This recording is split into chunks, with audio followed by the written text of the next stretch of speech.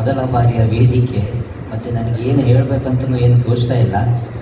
ನಮಸ್ಕಾರ ಅನ್ಯಾಯ ಕುಲಾಲ್ ಅವರಿಗೆ, ಹಾಗೆ ಅಂಬಲ್ಪಾಡಿ ವಾಸನ್ ಅಂಬಲ್ಪಾಡಿಯವರಿಗೆ ಹಾಗೂ ನನ್ನ ಧರ್ಮಪತ್ನಿಗೆ, ಬಂದ ಸಭಿಕರಿಗೂ ನಮಸ್ಕಾರ.